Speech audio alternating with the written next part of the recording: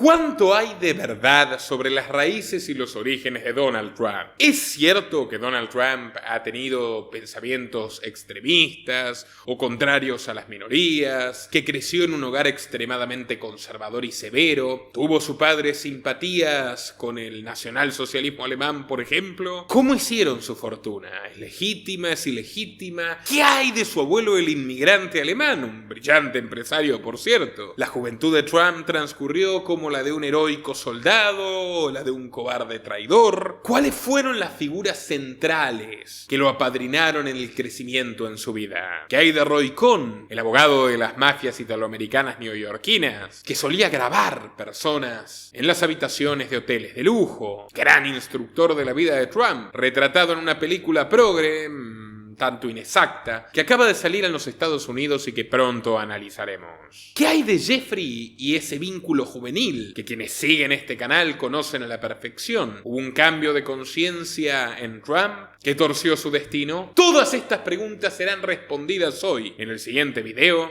que cubre el primer tramo de su biografía, a su vez el más desconocido y que ha estado empañado por la propaganda trumpista y por la propaganda progre antitrumpista. Entérense de todo mirando hasta el final y al terminar compartan en WhatsApp, Twitter, Facebook y Telegram. Y si valoran la información objetiva que recabamos y difundimos, bienvenido su apoyo en patreon.com/Nicolás Moraz. Desde $3 por mes, haz la diferencia en favor de la verdad y la libertad. Adelante.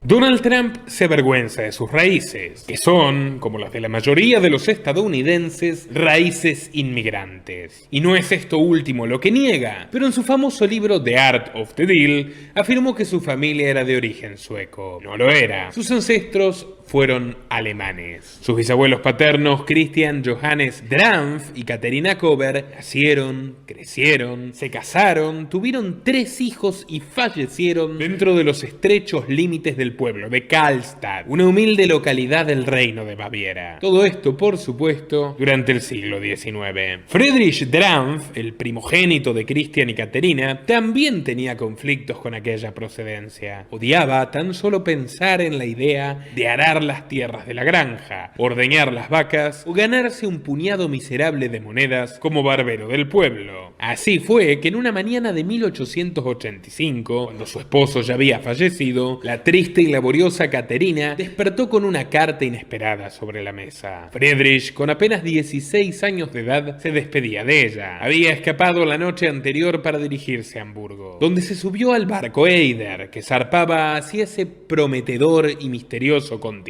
joven llamado América. Ni siquiera había llegado la Estatua de la Libertad cuando Friedrich ya estaba trabajando de peluquero en las tiendas de Nueva York, viviendo en lúgubres albergues con inmigrantes alemanes, junto a quienes trataba de aprender torpemente sus primeras palabras en inglés. Durante esos primeros 6 años, ahorró una buena suma de dinero trabajando duro en el desafío de mantener a raya los cabellos neoyorquinos, que eran también cabellos italianos, cabellos irlandeses, cabellos polacos y largo, etcétera. Pero todo cambió en 1891, cuando se contagió una fiebre muy particular. Una que enfermó a miles de incrédulos. Me refiero, por supuesto, a la célebre fiebre del oro. Friedrich se enteró por unos compañeros de albergue de que se habían descubierto minas de oro en Seattle y decidió abandonar sus tijeras de peluquero para sumarse a una masiva peregrinación con destino al oeste. Toda una cruzada colectiva, a veces noble y a veces maníaca. Una obsesión compartida por hacer fortuna. Y resulta que el joven Friedrich,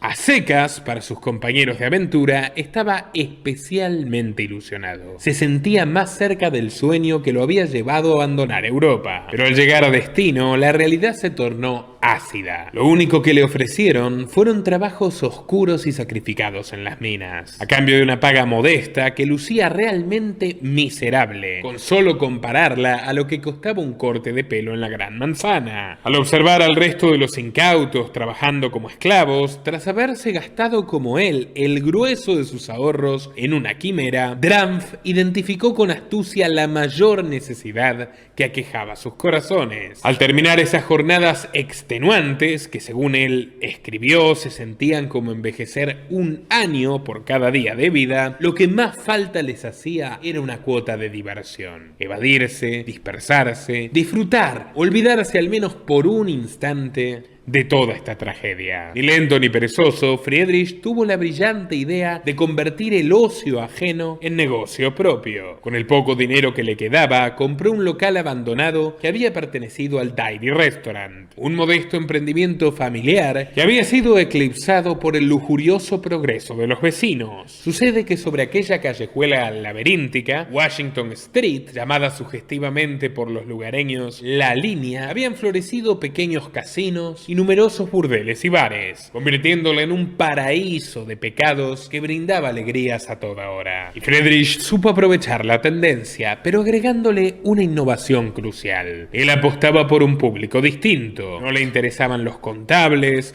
los bancarios, los médicos de las minas o los empleados de cuello blanco que solían asistir a los tugurios de la competencia. No, él se esmeraba en ofrecer precios módicos para tentar a los mineros, a la base de la pirámide, quienes encontraron allí, quizás por primera vez, un bálsamo para sus almas lastimadas. Algunos se volverían tan fanáticos del sitio que al salir de la mina corrían a él sin siquiera bañar sus cuerpos impregnados de tierra, por lo que Itch colocó un lavamanos a la entrada del restaurante como si fuera un pionero de aquel ritual que sufriríamos en 2020 por razones mucho menos sensatas. Sobra decir que además de servir abundante comida y todo tipo de licores baratos, su negocio incluía habitaciones para damas, donde los comensales podían disfrutar los placeres del amor profano, desde muchachitas de 15 hasta damiselas de 40. Todas compartían la peculiaridad de no haber ejercido antes la prostitución, sino que habían sido iniciadas por el oficioso Friedrich Dram, que dedicaba varias mañanas a viajar a caballo por los condados rurales del estado de Washington, seleccionando voluntarias que quisieran hacerse con un puñado de dólares en la gran ciudad, que tampoco era tan grande, pero así la vendía. Básicamente cobraban mucho menos que las profesionales establecidas. Y tal como lo oyen, el imperio del clan Trump comenzó con un burdel clandestino, lo cual no es malo per se, no estaba obligando a nadie a hacer nada que no quisiese. Sin embargo, me causa gracia que hoy algunos ingenuos sueñen con que el imperio Trump se derrumbe por un escándalo sexual. Lo veo muy difícil. En 1894, uno de los clientes de Friedrich, un vendedor ambulante, le comentó entre botellas y bailes eróticos que el mismísimo magnate John Rockefeller había hecho millonarias inversiones en la ciudad de Montecristo, al norte de Seattle, pues se rumoreaba que allí existía oculto un enorme yacimiento de oro y de plata. El empresario veinteañero siguió su instinto y no lo dudó. Vendió el New Dairy Restaurant en menos de una semana e invirtió casi todo el capital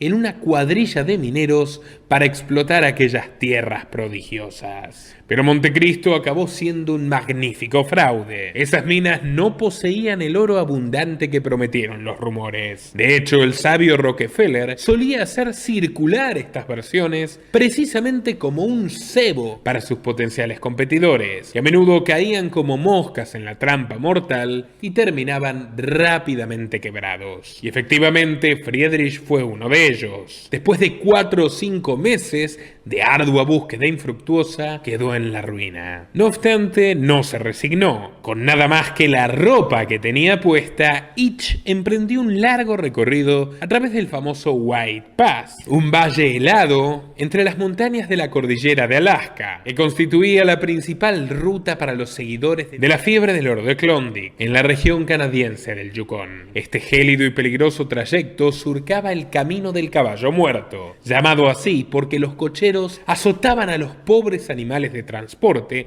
hasta que caían muertos en el camino. Friedrich se alistó como barbero de una pequeña caravana y mientras miraba a los ojos a uno de estos pobres caballos que desfallecía al borde de la ruta, logró hacerse con una segunda epifanía. Una vez más, comprendió que la receta de su éxito no se encontraba encontraba en las minas, sino en el hambre de los mineros. Y junto a otro comerciante arruinado, de nombre Ernest Levin, abrieron un restaurante de campaña en el hostil camino del Paso Blanco, donde servían platos de carne de caballos recién muertos, que se conservaban fácilmente gracias al frío glacial de las montañas. Así que, a insumos gratis, ganancia asegurada. La pareja de emprendedores tuvo tanto éxito que para mayo de 1898, los dos mercaderes itinerantes ya habían abierto un enorme establecimiento de 2 pisos junto al lago, en el pueblo canadiense de Bennett, el Arctic Restaurant and Hotel, que ofrecía fruta fresca, perdiz nival, la especialidad de la casa, es decir, estofado de caballo al ajo,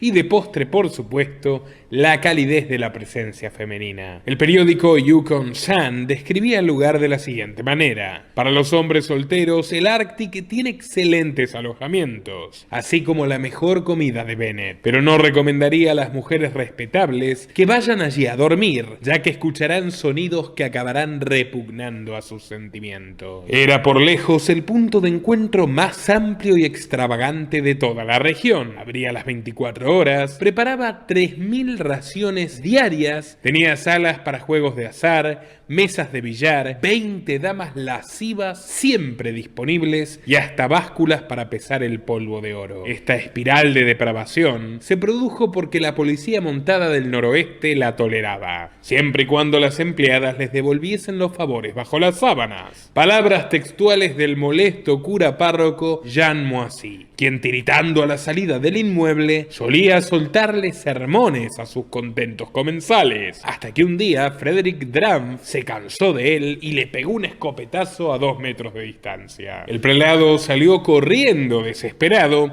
y se resbaló en el hielo, por lo cual se le levantó la sotana y quedaron a la vista sus calzones largos, lo que produjo una carcajada inolvidable entre todos los testigos. Pero como siempre, la política arruina las fiestas. A comienzos del siglo XX, y tras un intenso lobby de la prefectura apostólica de Whitehorse, una delegación de la Iglesia Católica de Canadá, el gobierno local resolvió prohibir la prostitución y también prohibió el juego y el licor, despojando de todas sus alegrías a esa sociedad castigada por el clima. Avisado por un concejal amigo que lo visitaba asiduamente y gozaba como pocos de todos sus servicios, Friedrich se adelantó a la desgracia y, aduciendo un falso cáncer de estómago, le vendió su parte del restaurante a su socio Levin, huyendo del pueblo justo a tiempo. Semanas más tarde, en una noche extraña y tumultuosa, Levin fue arrestado por embriaguez pública y en la cárcel lo golpearon con fusiles los policías montados, quienes terminarían apropiándose a la fuerza del Arctic Restaurant y pasaron a regentearlo con mayor discreción. Nadie sabe qué hicieron con las señoritas en disputa. Friedrich se enteraría años después de que su emblemático edificio, al que llamaba Mi Palacio de Madera, había sido reducido a cenizas por un incendio voraz. Para entonces él se encontraba muy lejos. Alentado por su madre, enferma de verdad, había regresado a Karlstad, su pueblo natal, pavoneándose como si fuera un hombre rico. Una visión un tanto exagerada, aunque efectivamente sí que había mejorado su situación financiera. Allí se paseaba con bastón, galera y un reloj de bolsillo dorado que simulaba ser de oro puro. De este modo, Itch enamoró a una jovencita de nombre Elizabeth Christ, hija de un antiguo vecino que era dueño de un viñedo. La vieja Caterina la desaprobaba porque, imbuida por el relato de su hijo, creía que la muchacha era de una clase mucho más baja que la de este treintañero triunfador. Pero la verdad era justo la opuesta. En el interior bávaro todavía se estilaba darle una dote al novio, y el importe que entregaría el señor Christ era muy superior al verdadero patrimonio de Itch Dram, con lo cual la boda también le supuso un gran negocio. Se casaron en agosto de 1902. Él tenía 33 años y ella 21. Podrían haber terminado sus días como burgueses felices en el pueblo que los vio nacer, si no fuera porque las autoridades prusianas habían clasificado a Friedrich como un evasor del servicio militar obligatorio cuando huyó a Norteamérica en sus tiernos 16. Para salvarse de la fría cárcel germana, el empresario regresó a Nueva York junto a su esposa, no sin antes vender sus joyas y rematar el viñedo. Se convirtieron en ciudadanos ciudadanos estadounidenses y por un error habitual del oficial de migraciones del puerto de Staten Island, él dejaría atrás su antiguo apellido. Desde entonces se llamaría Frederick Trump, aunque no por ello abandonaría su vieja costumbre de hacer negocios. Trump, abuelo, abrió otro de sus peculiares restaurantes en el Bronx y una imponente peluquería en Wall Street, Manhattan. Sí, oyeron bien, en Wall Street. Fantaseaba con toparse a John Rockefeller y contarle sus hazañas personales después de la bancarrota a la que él lo empujó con su juego sucio. Estoy seguro de que me contrataría, le decía Frederick a su mujer. Sobra aclarar que esa escena nunca se produjo. El patriarca Rockefeller se encontraba en otra liga. Muy ocupado, por cierto, junto a John Pierpont Morgan, JP Morgan, quien era su mayor rival y su mejor socio, concentrados en su plan criminal para crear la Fed, un banco central privado que se transformaría en el monopolio del dólar estadounidense y la cúspide de un proyecto mesiánico que subsiste hasta el día de hoy. Una aventura increíble que conecta el hundimiento del Titanic con la Revolución Roja y el financiamiento de los nazis, tal y como explico en mi documental sobre el tema. Video muy recomendado que estará al final de este para que puedan verlo. No se arrepentirán. En fin. En 1905 el matrimonio Trump dio a luz a Elizabeth, su primera hija, e inmediatamente seguida por Fred Jr. 2 años más tarde nacería el último de la familia, John G. Frederick, que ya era un hombre de mediana edad, consiguió un cargo como gerente del Hotel Medallion gracias a que su dueño era cliente de la peluquería.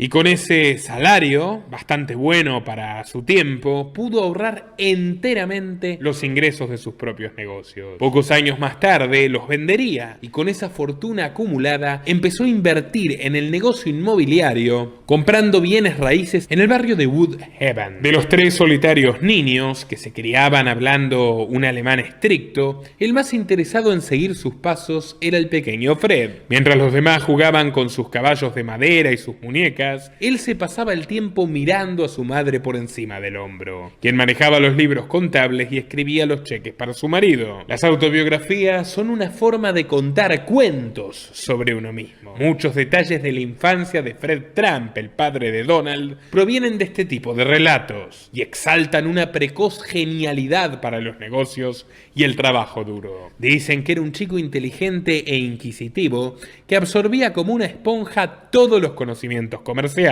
Dicen también que a los 13 años ya había ganado suficiente dinero para pagar la universidad de su hermano menor. Una crónica periodística del New York Post, sin duda más objetiva, reconoce que Fred, el futuro padre del expresidente, confesó haberle robado un par de cheques a su madre para poder emprender un pequeño negocio clandestino en el vecindario, donde le vendía licores a los vecinos adolescentes. Al descubrirlo, su padre no lo reprendió, por el contrario, lo felicitó por su ímpetu. A partir de entonces, el muchacho lo seguía a todas partes, tratando de entender mejor cómo engordaba la billetera. Fue así que un 29 de mayo de 1918, mientras caminaban por la avenida Jamaica, Frederick sintió un mareo repentino que lo hizo caer. Dijo que era un simple resbalón y se levantó de inmediato. Pero a la noche ya tenía fiebre, migrañas, náuseas y diarrea. Al día siguiente, cuando Fred Jr. lo fue a despertar, se encontró con su padre muerto, con los ojos tan abiertos como los del caballo en el paso blanco. El médico le había diagnosticado neumonía, pero más tarde descubrieron que había sido una de las primeras víctimas de la gripe española, que infectó a 500 millones de personas, un 27% de la población global de la época, llevándose otras 50 millones de vidas como la suya. Como pueden ver, una auténtica pandemia. Pero el bueno de Frederick no había hecho las mejores inversiones en ladrillo. Pese a algunas fuertes pérdidas en los últimos años, dejó un patrimonio valuado en unos $31.000,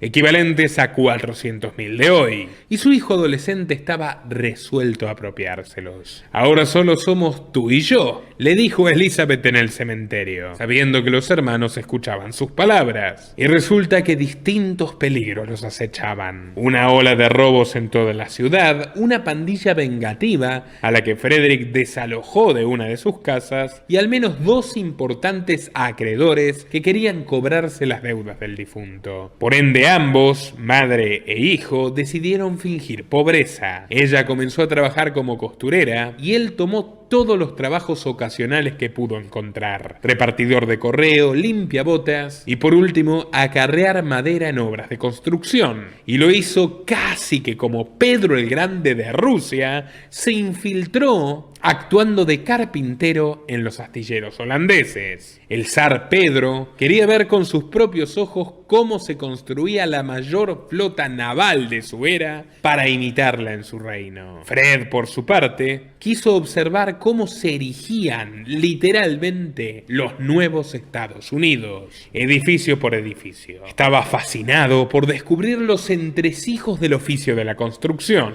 algo que solo podía hacer desde abajo, aprender a leer planos o a estimar con precisión clínica los materiales necesarios. Para él, estas eran las claves por las cuales los proveedores habían estafado a su padre, y no estaba dispuesto a repetir el error. A los 16 años de edad, Fred Jr. construyó su primera estructura, un garage con espacio para 2 autos, encargado por su vecino. Inspirado en esta primera obra, comenzó su propio negocio con el capital familiar, vendiendo garages prefabricados a $50 cada uno. A finales de los años 20, Fred Trump ya había construido y vendido su primera casa, un chalet moderno de 2 plantas que le supuso $6.000 limpios de ganancia. Esperanzada, su madre se asoció definitivamente con él y, sin consultar con los otros herederos, fundaron la pujante empresa inmobiliaria Elizabeth Trump & Son Company. Por entonces, el joven heredero tuvo su reencuentro con la infamia. En una edición de junio de 1927 de The New York Times, se lee acerca de una brutal escaramuza en Queens entre 100 agentes de policía neoyorquina y 1000 miembros del Ku Klux Klan, el famoso movimiento racista de atuendos blancos y puntiagudos. Según el artículo, la pelea ocurrió un 31 de mayo, en el Día de los Caídos, cuando los manifestantes denunciaban que los americanos protestantes estaban siendo hostigados por policías católicos de dicha metrópoli. Repartían panfletos que rezaban: una bandera, la americana; una escuela, la pública; y una lengua, la inglesa. Las crónicas periodísticas recogen que al final de la golpiza se llevaron a cabo 7 detenciones. Uno de los que terminaron en el calabozo era Fred Trump, quien se negó a dispersarse del lugar cuando fue requerido. Todos los arrestados fueron representados por el mismo abogado, lo que lleva a pensar que conocía a las personas en cuestión y que su presencia, más que casual, estaba organizada. En otras palabras, The New York Times sitúa al padre de Trump como un miembro activo del Ku Klux Klan.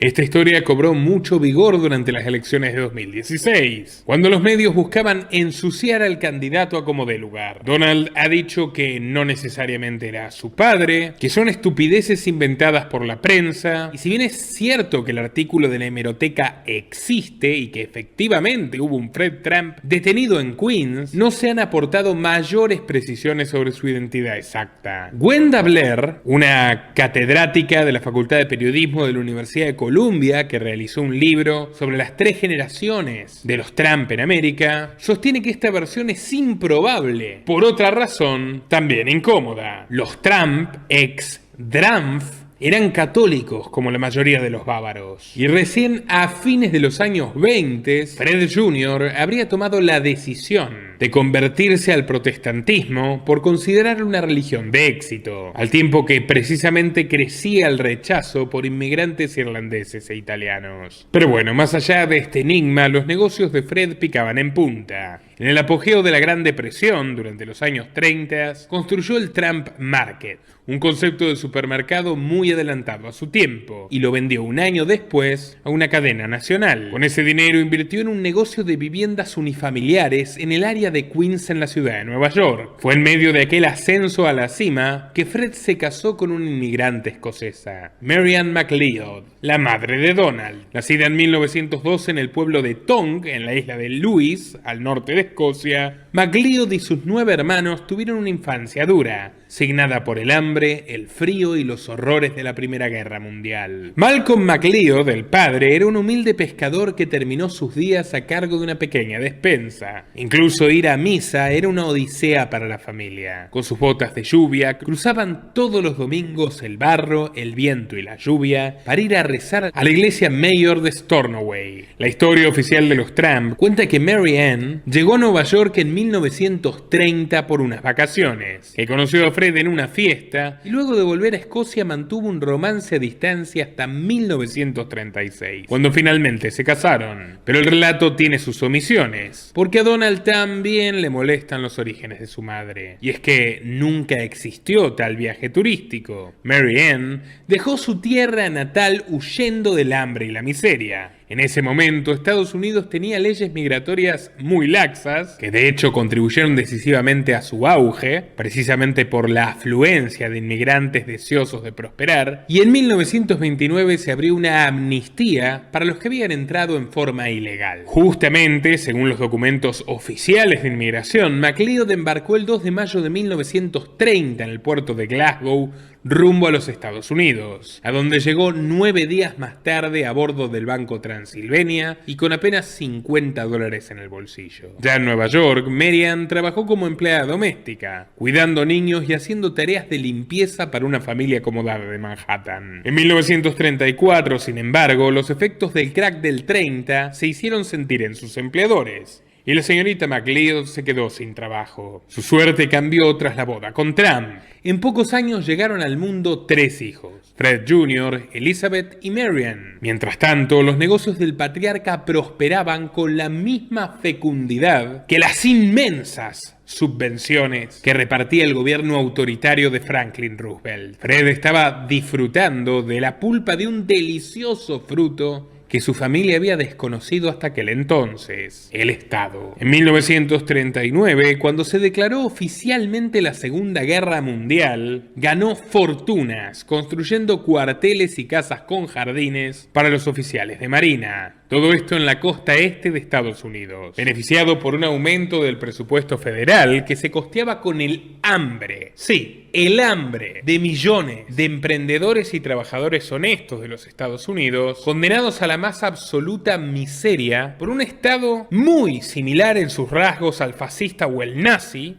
que incluso había llegado a arrebatarle sus joyas y su oro, una de las medidas más infames del autócrata Roosevelt. Todo con tal de financiar obra pública desmedida y privilegios para la clase política. Un robo, un saqueo masivo del cual mordían canallas de todas las calañas, incluyendo a Fred Trump, que en este punto de quiebre pasó de ser un emprendedor mayormente honesto, por más controversiales que fueran muchas de sus actitudes, a un auténtico parásito del gobierno. En este contexto surgió su proyecto más icónico, las Trump Village, unos edificios horrendos inspirados en la arquitectura soviética y pensados para trabajadores de clase media-baja de las zonas de Brooklyn y Queens. Se calcula que con la ayuda de la administración demócrata levantó en tiempo récord unas 27.000 viviendas. Esa velocidad desmedida, generalmente a costas de la calidad del producto, que se caía a pedazos nada más inaugurarse, le valieron el apodo de el Ford de la industria inmobiliaria. Y la comparación no fue del todo inocente. Ya era mundialmente célebre el antisemitismo de Henry Ford, que había sido condecorado por los nazis. De hecho, el magnate de los autos es el único estadounidense que aparece citado por nombre completo en Mein Kampf, la principal obra que escribió Adolf Hitler.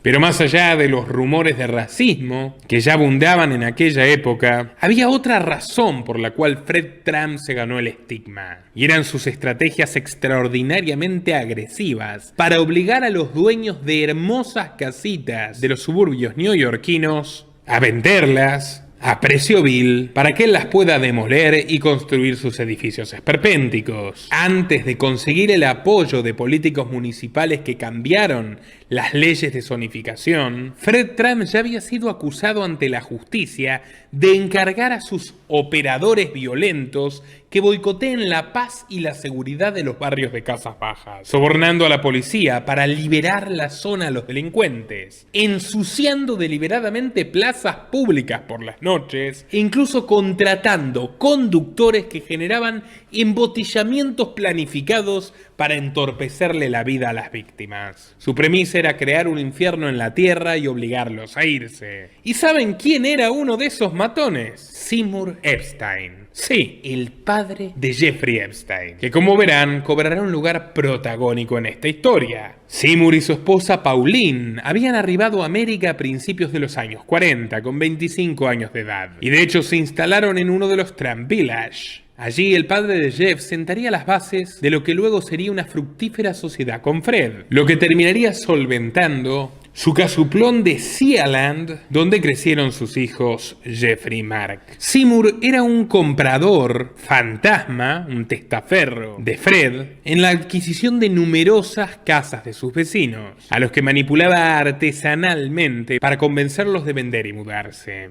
Usaba su carácter persuasivo, su cara de buen tipo de vecino preocupado, les enumeraba y les refrescaba los muchísimos males que los matones de Fred Trump generaban en el vecindario y luego les recomendaba a la inmobiliaria de los Trump para que se muden a sus condominios. El pack completo. Y cargar con el apodo de Ford no era nada gracioso para Fred Trump. Muchos de sus compradores, como los Epstein, eran judíos y temía perderlos en caso de que se lo vinculara de manera generalizada con el Tercer Reich, lo cual, por cierto, tenía fundamentos reales. Por esa razón, Trump padre empezó a mentir sobre sus raíces alemanas, asusando el mito del origen sueco de la familia. Acabada la Segunda Guerra Mundial, Marianne McLeod quedó embarazada por cuarta vez. Y así fue como llegó al mundo, pateando y gritando, Donald John Trump. Un bebé muy exigente y muy demandante, en palabras de su propia madre, que vio la luz un 14 de junio de 1946. Por mera coincidencia, aquel día los Estados Unidos declararon por primera vez el feriado oficial en honor a su bandera. Cuando nació Donald, Fred surfeaba la cresta de la ola y no tuvo que buscar mucho para encontrar un lugar donde echar raíces con su familia. Una montañosa y próspera de Jamaica Estates, donde había sido criado. Fundada en el distrito de Queens en 1907, Jamaica Estates se había convertido en un santuario para las familias de clase media alta que anhelaban un espacio tranquilo y alejado del bullicio de la City. En palabras de Donald, Jamaica Estates era literalmente un oasis rodeado del mundo real. Sobre una avenida con rambla arbolada, Fred y su esposa construyeron la gran mansión que soñaban para sus 4 hijos. Y como una muestra cabal de la corrupción reinante en los Estados Unidos del New Deal, el jefe de familia financió la obra con 4 créditos hipotecarios para veteranos de la Segunda Guerra Mundial avalados por el gobierno federal. Las tasas eran mínimas. A los efectos prácticos, negativas. Dinero gratis. Estaban debajo de la inflación. Por insólito que parezca, los bancos asociados al programa no precisaban que los ex soldados fueran titulares del terreno, lo que se prestaba a todo tipo de argucias como esta. Revestida de ladrillo de estilo georgiano, la fachada exhibía 6 columnas romanas blancas encuadrando un magnífico pórtico. Su interior de 2 pisos incluía 23 ambientes y 9 baños. Y toda la casa se ubicaba en la cima de una pequeña colina, mientras a sus pies iba cayendo un jardín floreado, una escalera de 17 escalones y un mástil donde flamea la bandera estadounidense. Sin embargo, la paz de aquel paraíso terrenal con forma de vecindario exclusivo no se trasladaba a la vida familiar de los Trump. El patriarca Fred era un hombre muy austero, de carácter irascible y tenía un particular ensañamiento con su primogénito, Fred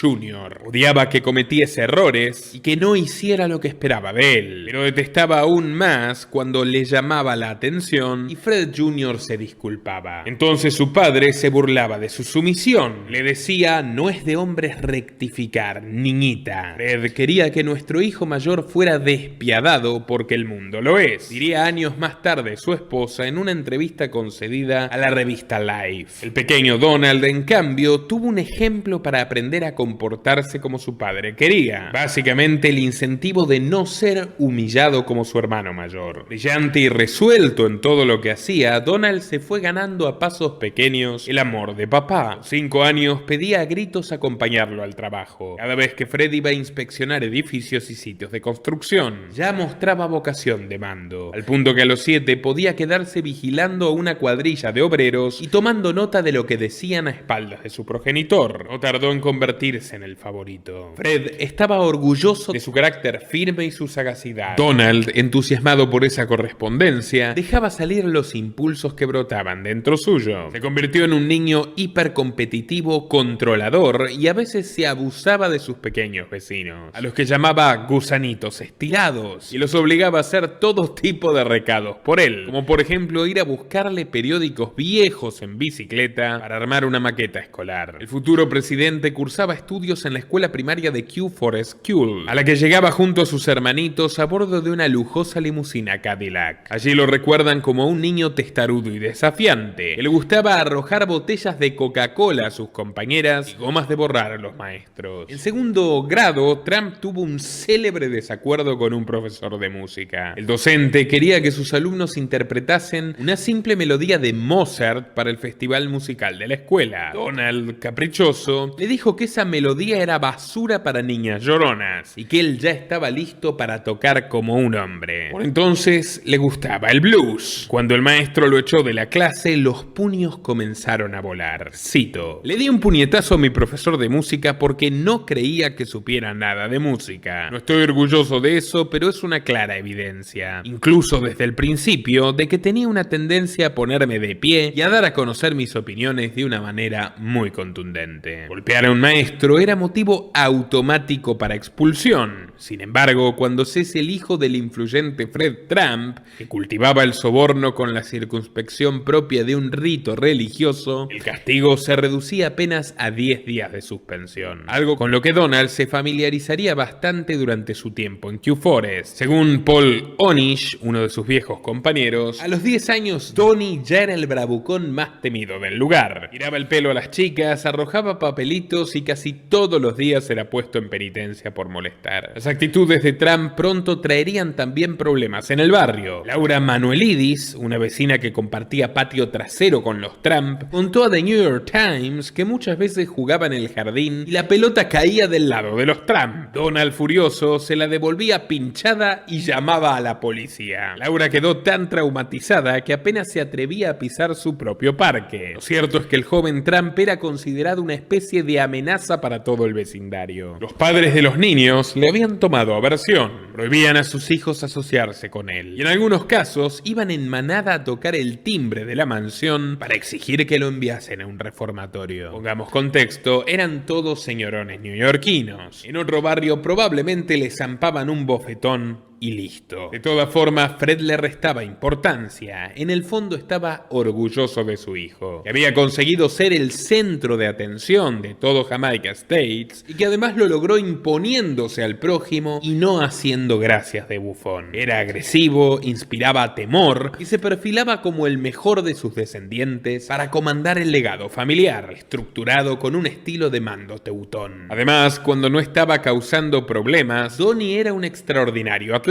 Jugaba fútbol americano y mostraba una virtud sobresaliente para el béisbol, al punto de haber levantado el nivel del equipo escolar en todos los campeonatos donde participó. Lo que le faltaba era una dosis de realidad, utilizar esa energía poderosa y salvaje para enfrentar problemas reales de la vida. Donald era un chico muy cómodo, no hacía ninguna tarea para el hogar y pese a las órdenes paternas se resistía a estudiar para los exámenes. Se conformaba con rozar el aprobado aprovechando su capacidad. Y esto último no tiene nada de malo, pero el caso es que, dispuesto a darle una lección, Fred lo obligó a realizar trabajos manuales en sus construcciones. Y de paso llevaba consigo a Fred Jr., el primogénito, para humillarlo demostrándole quién era mejor. Pese a que se llevaban 8 años de diferencia, Donald a sus 9 tenía más destreza física, colocando ladrillos o cortando maderas, que su hermano mayor a los 17. Como recuerda Trump en una conversación con la revista revista Rolling Stone, los veranos se encontraban a los dos muchachos arrancando malas hierbas y vertiendo cemento sobre los huecos de las plateas. Íbamos con nuestro padre a cobrar rentas. Íbamos a trabajos en los que se necesitaba tipos duros para tocar puertas. Yo me paraba en puntas de pie, usaba un sobretodo negro y gafas negras para dar el pegue. En cierta ocasión, un temeroso Fred Jr. fue estafado por un cliente con un cheque falso. Aquella noche su padre, iracundo, agarró a Donald de los hombros y alzándolo en el aire exclamó: ¿Ves cómo se esfuerza Donald? ¿Ves sus gotas de sudor? Este chico será alguien en la vida. En cuanto a ti, si continúas trabajando como un marica, vas a morir solo como un mendigo alcohólico y roñoso. Estas palabras se convertirían en una suerte de maldición profética, porque como verán más adelante, terminaron haciéndose realidad. Lo cierto es que Donald empezó a imitar a su progenitor y trataba a su hermano con gran desdén. Lo insultaba en medio de la cena, le decía permanentemente que era un fracasado y Junior, rabioso, a menudo se le lanzaba encima para castigar su impertinencia, aunque no siempre ganaba la pelea cuerpo a cuerpo. El menor era mucho más aguerrido. Si Fred lo sujetaba con sus brazos, él se los mordía y en una ocasión le clavó un tenedor en la espalda. Su madre los calificó, extrañamente risueña, como dos bestias salvajes luchando por sobrevivir. Muy distinto era el vínculo de Donald con sus otros hermanos. Las pequeñas Marian y Elizabeth lo adoraban, y el más joven de todos, Robert, directamente lo tenía a la altura de un ídolo. Con el paso del tiempo, ellos serían sus seguidores más fervientes, y estarían de acuerdo con casi todo lo que Donald ponía sobre la mesa familiar. Pero bueno, volviendo al Donald pequeño, su último año de primaria, conocería al hijo de un antiguo colaborador de su padre, que a la larga se tornaría muy importante en su vida adulta, un tal Jeffrey Epstein. La recepción de Trump no fue la mejor. Con apenas 6 y 4 años de edad, Jeffrey y su hermanito Mark eran dos chicos prodigio, miembros de Mensa, la organización internacional de personas superdotadas más grande del planeta, y tocaban de memoria sinfonías completas de Mozart, Chopin y Erik Satie en el piano familiar. Los niños fueron el centro de la atención de una cena de fin de año donde participó la familia Trump y un joven y desconocido abogado de nombre Mario Cuomo. Cuomo acababa de ingresar al bufete de abogados de Richard Charles, un tiburón de las leyes que llevaba décadas representando a Fred Trump. Charles había sido clave para el florecimiento de las Trump Village, actuando de lobista para la asignación de recursos públicos y dándole un necesario baño de impunidad a los delictivos métodos del patriarca para forzar mudanzas. Cuando ingresó Mario Cuomo, Charles lo puso a cargo de todos los asuntos de Fred Trump y compartía con él sus almuerzos de negocios en la sede de la inmobiliaria, donde se servían rutinariamente sándwiches de queso de extrema simpleza, pan, queso, pan, sin siquiera mayonesa. Con el tiempo, Fred empezó a introducirlo en su círculo social. En aquella velada de fines de los 50, los niños Epstein tocaron el piano a 4 manos para más de 100 espectadores que los aclamaron con fascinación. Donald, que ya era un puber de 13, no soportó su éxito y les gritó en la cara que eran un par de nerds fracasados y engreídos. Pero esa opinión, como pueden adivinar, iría cambiando con el paso del tiempo. Las travesuras de Trump tocarían fondo en ese mismo periodo, en el año 59, cuando junto a un amigo se escaparon sin autorización a Manhattan para ver una producción de West Side Story en Broadway. El espectáculo se sitúa imaginariamente en el Upper West Side neoyorquino de mediados de década. Explora la rivalidad entre dos bandas juveniles de diferentes etnias, los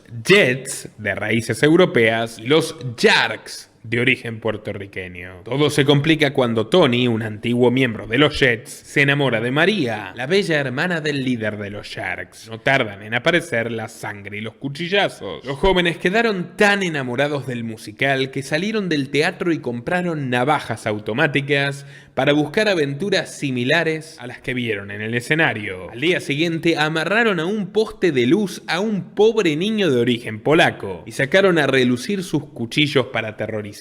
A su manera estaban bromeando, no tenían ninguna intención de herirlo realmente. Pero tuvieron la mala suerte de que justo apareció detrás el mismo profesor de música que Donald había golpeado años antes. El maestro, que lo tenía entre ceja y ceja, informó al director que vio a los muchachos desencajados, gritando consignas racistas, y que si no hubiera aparecido a tiempo, el niño polaco estaría muerto. Donald se puso rojo como un tomate y con buenas razones aseguró que el denunciante renunciante era un completo mentiroso. Y para su fortuna el director le creyó. Al fin y al cabo, Donald seguía siendo el hijo del millonario Fred, que para ese entonces había ampliado el gimnasio de Q Forest sin cobrar tan solo un centavo por ello. Pero cuando el rico constructor se enteró del asunto de las navajas, se dio cuenta rápidamente de que tenía que actuar. Si Donald no aprendía a templar su carácter, a administrar más astutamente su agresividad y su fuerza, corría el riesgo de terminar tras las rejas o incluso en un ataúd. Lo que Donald necesitaba era disciplina, un régimen estricto que convirtiera sus instintos depredadores en una forma de envidiable virtud. Poco después del incidente, Fred y Mary Ann le anunciaron a su hijo favorito que no continuaría su educación en Q Forest, sino que iría a la Academia Militar de Nueva York. Ubicada en el norte del estado, Nima tenía una larga reputación de tomar a niños pequeños y convertirlos en fuertes líderes del ejército, los negocios, la política o incluso el arte, como fue el caso de Francis Ford Coppola, egresado en el año 56. Pero al principio, la experiencia para Donald, un niño consentido y caprichoso, fue traumática. Atrás quedaba su casa con cocinera, sus juguetes de última generación, el intercomunicador entre habitaciones que sus amigos admiraban y otros tantos goces de su confort. Ted Dobias, coronel retirado de la Segunda Guerra Mundial, no tuvo una impresión muy alentadora de Trump en sus primeros días. Decidí dejarlo al final del dormitorio. No sabía siquiera cómo hacer una cama, no sabía lustrar sus zapatos, básicamente no sabía cómo cuidarse a sí mismo. Sin embargo, el joven Trump se adaptaría rápidamente a su nuevo entorno e incluso terminaría destacando. No solo aprendió a atarse los zapatos, aprendió a obedecer, a contestar a cada orden con un sí señor, no señor, a saludar, a cuadrarse, a marchar e incluso a manejar un arma. Veía su uniforme militar como el reflejo de su propio impulso a la perfección y lo mantenía igual de impecable que a su rifle. Pronto sus compañeros le tuvieron respeto. Más que respeto, llegaron a tenerle pánico. Cuando era su turno de inspeccionar las habitaciones, lo hacía un infierno para cualquier estudiante que no estuviera adecuado a sus estándares. Uno que sufrió las consecuencias fue Ted Levine, que hoy es actor de cine y televisión, famoso de hecho por interpretar a policías. Vaya ironía. Con ganas de fastidiar a Trump, una vez Levine dejó las frazadas obscenamente sueltas. Furioso, Donald arrancó las sábanas de la cama y le ordenó que volviera a hacerla enfrente de todos, a lo que Levine contestó golpeándole con un palo de escoba. Trump se sacó de sus casillas, echándosele encima y moliéndolo a golpes. Hicieron falta 3 personas y un oficial superior para separarlos. Solo a fuerza de puño, Donald le arrancó 3 dientes y le hizo un fuerte tajo en la oreja. Pero pese a todo eso, ya había dejado de ser un bravucón bruto para erigir su pose de auténtico ganador. Su gran estatura física, junto a su habilidad atlética ya narrada, hicieron de Trump el estudiante más destacado de todo el campus. Él asegura que llegó a lanzar la bola de béisbol a 80 millas por hora y que los receptores quedaban con la mano negra o azul todos los días. De hecho, un par de equipos de las grandes ligas, incluidos los Phillies de Filadelfia, siguieron a Trump durante sus años de academia militar, dispuestos a llevárselo cuando se graduara. Él paseaba por el campus con aires de superioridad y era usual verlo los domingos, el día de visitas, acompañado de mujeres hermosas de todas las edades y pertenecientes al estrato más alto de la sociedad neoyorquina. Recuerdo que había tantas que era como una puerta giratoria, dijo su viejo amigo Charlie White. A medida que avanzaba en Nima, Trump reflexionaba sobre su futuro. De ninguna manera quería ser deportista profesional. Él quería ganar mucho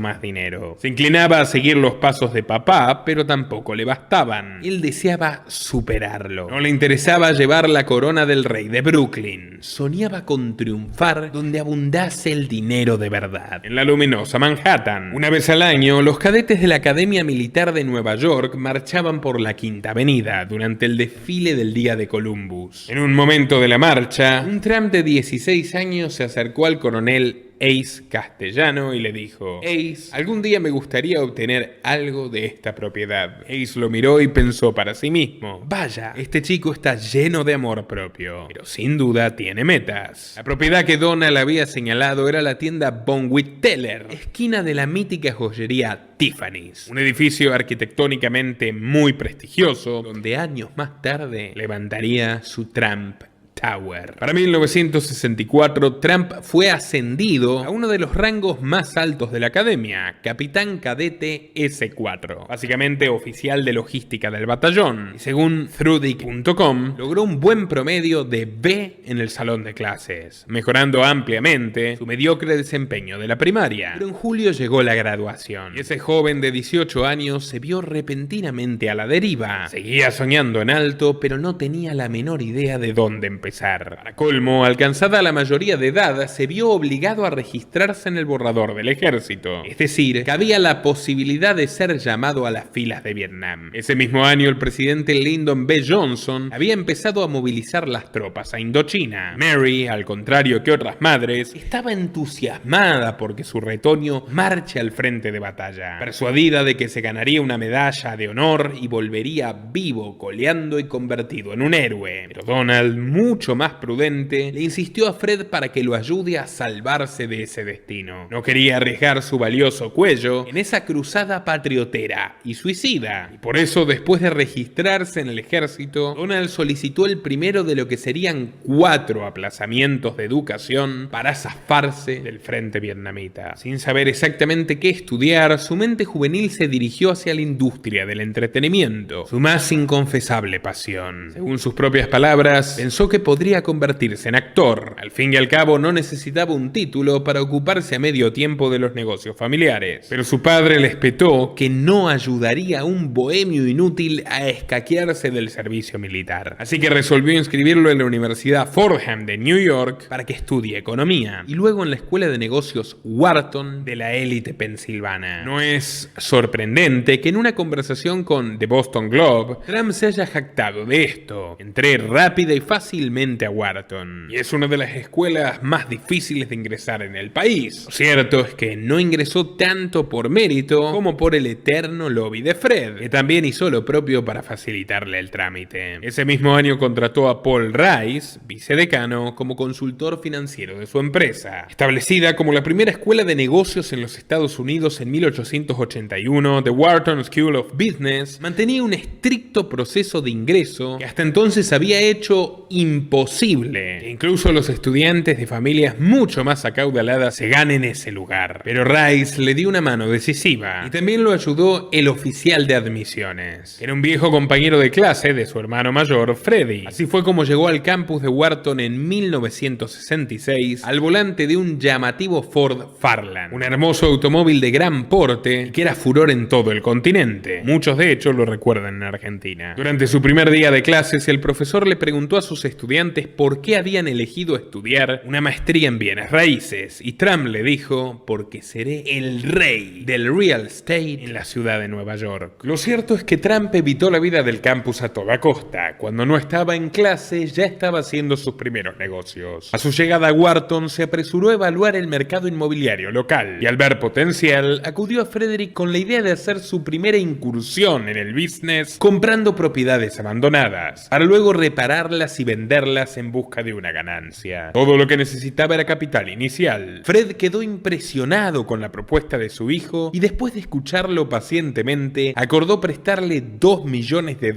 para que su empresa despegue, lo cual equivale, escuchen bien, a 20 millones de hoy. Donald no perdió tiempo y demostró la misma habilidad para jugar que su progenitor, pero al menos no jugó sucio, no mandó matones, sino que se limitó a presentarse con nombre falso. Si la gente sabía que era un Trump, el precio subiría considerablemente. Al cabo de un año, Donald se codeaba con el éxito, devolvió el préstamo y empezó a amasar su propia fortuna. También continuaba su hermética vida universitaria, a excepción de su relación con las mujeres, que tenía de todo menos de hermetismo. Cada vez más seguro de sí mismo, también tuvo que conocer el rechazo. Una alumna que pasó por el radar de Trump fue Candace Bergen. Nacida en una familia del mundo del espectáculo, Bergen, que ya había conseguido importantes papeles en las películas The Group y The Sand Peebles, estudiaba en la Universidad de Pensilvania y demostró ser muy popular, capturando el título de reina del baile de bienvenida y Miss Universidad de Pensilvania. El consenso de los testigos de la época era que Bergen estaba mucho más allá de nuestro protagonista, pero eso no impidió que ella lo notase en el campus. Era bastante difícil pasarlo por alto. Llevaba un traje de 2 piezas de color burdeos con botas de charola a juego, recordó en un discurso de 1999 2022 en la Asociación de Ex Estudiantes. Trump invitó a salir a Bergen, pero ella lo rechazó rotundamente. Al contrario del salvaje acosador que algunos medios quieren dibujar sobre su persona, en especial en estos tiempos donde fatiga tribunales, Trump se tomó muy bien aquel rechazo e incluso ha bromeado al respecto. Llegó a declarar en The Boston Globe: "Oh, ella era tan hermosa, pero salía con chicos de París que tenían 35 años de edad. Yo hice mi movimiento, pero ella tuvo el buen sentido de decirme absolutamente no". Se graduó de Wharton en 1968 con una licenciatura de economía. Existe una gran controversia respecto a su desempeño. Años más tarde, una serie de periódicos y revistas donde publicitaba sus proyectos difundieron la historia de que Trump se había graduado primero en su clase y con honores. Sin embargo, un artículo del New York Times de 1984 revela que los registros de Wharton del año 68 no lo incluyen como un graduado con honores de ningún tipo. Ni siquiera completó la maestría. En un artículo de The Daily News, la ex compañera de Trump, Nancy Hanno, fue enfática al afirmar que no solo no era el primero de la clase ni por asomo, sino que más bien estaba entre los 10 de abajo. De cualquier modo, esto no reviste mucho interés en comparación a todo lo que se viene, así que muy atentos. Culminados sus estudios, los aplazamientos militares de Trump habían terminado oficialmente y de repente se enfrentó a la perspectiva de ser reclutado. Por supuesto, somos liberales y no vamos a juzgarlo nosotros por intentar huir de una muerte absurda, aunque esto sí sea condenable para algunos sectores nacionalistas que lo veneran. Lo curioso es cómo lo logró. A pesar de haberse ganado la reputación de ser un espécimen físicamente superior al promedio y de destacarse en los deportes a lo largo de su vida, Trump fue reclasificado repentinamente como categoría 4F, es decir, incapaz de servir. El médico de la familia dictaminó que tenía lo que se clasificó como espolones óseos en los talones de ambos pies. Lo sorpresivo del caso es que al menos 21 soldados neoyorquinos intentaron salvarse por el mismo motivo, pero ninguno pudo. La junta clasificadora los calificó como aptos y los envió al frente. De ese grupo, 8 murieron y 2 fueron mutilados por heridas en combate. 18 eran afroamericanos y uno, James Nathan Miller, se había criado en las Trump Village y se encargó personalmente de realizar este relevamiento, publicado en el Daily News bajo el título The Privilege. Libre de los fantasmas de la guerra, Donald estaba ansioso por entrar en el juego inmobiliario full time. Y qué mejor lugar para empezar que su propia casa. Su padre, con la edad, se había convertido en un anciano supervisor. Ya no era el protagonista de los negocios. De hecho, los había delegado en Mary Ann. Y tras constatar que no era muy buena en ello, le cedió la administración general a su hijo favorito. Este retiro anticipado obedecía a una poderosa razón. El FBI había comenzado a investigar sus profusos vínculos comerciales con la mafia italoamericana, pero en el camino halló algunos indicios un tanto sorpresivos. Bien es sabido que durante la época de Roosevelt, Lucky Luciano y su ladero, el cabecilla de la mafia judía Meyer Lansky, realizaron un pacto con el gobierno de Roosevelt para combatir al nazismo dentro y fuera del país, realizando contraespionaje en los puertos de Nueva Jersey y Nueva York a cambio de impunidad. Básicamente cazaban espías nazis. Toda esta operación fue comandada por el juez Nathan Perlman. Pero bueno, 20 años más tarde, los nuevos inspectores del FBI que seguían la huella de Fred Trump se toparon con su nombre en los archivos de aquel antiguo operativo. Se los indicaba como un posible colaboracionista nazi, puesto que entre sus muchos negocios con la política se hallaba la concesión de 4 bases de la Armada. Él las construyó. Una tasa sorpresivamente alta de los barcos que zarparon por primera vez de esas 4 bases inauguradas cayeron víctimas de los submarinos hitlerianos. Indagando al respecto, los investigadores descubrieron que Fred Trump auspiciaba la venta de apartamentos en el periódico filonazi neoyorquino The Free American and Deutscher Wehrkraft, perteneciente al llamado German American Band, un lobby de descendientes de alemanes a favor del Tercer Reich, que llegó a tener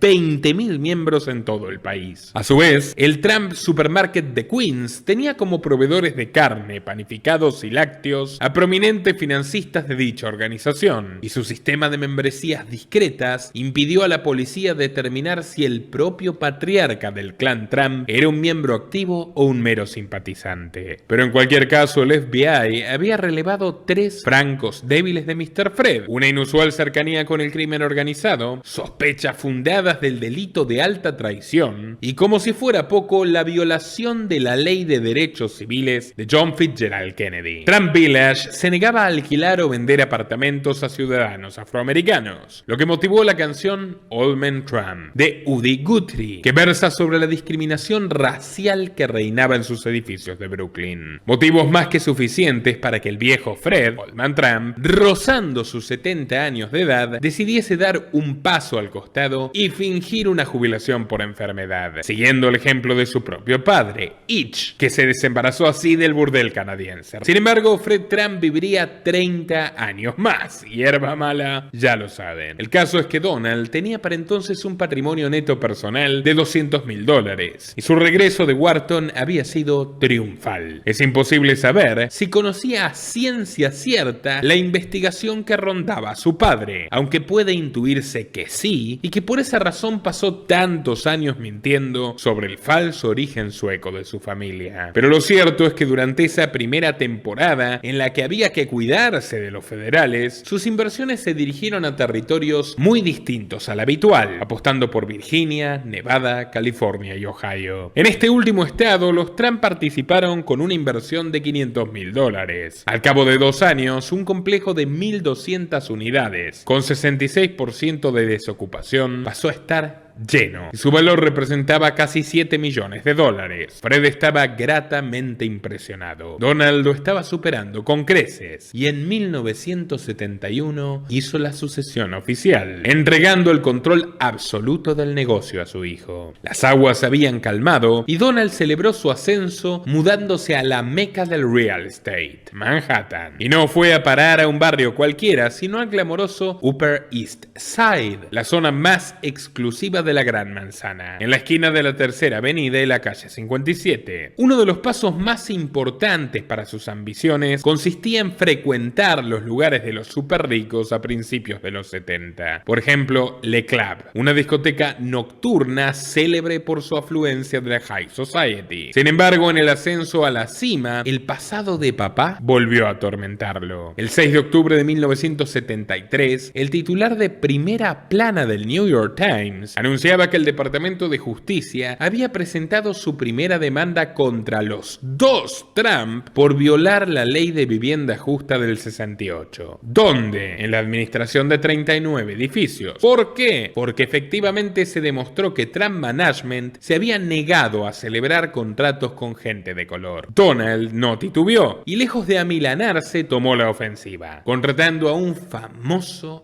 y siniestro abogado, probablemente el más famoso y el más siniestro de todos, Roy Marcus Cohn. Nadie mejor que él para resolver una rencilla de esta naturaleza. Doy la bienvenida a mi investigador adjunto Juan Pablo Pese para que nos resuma el perfil tan peculiar de este personaje. Adelante.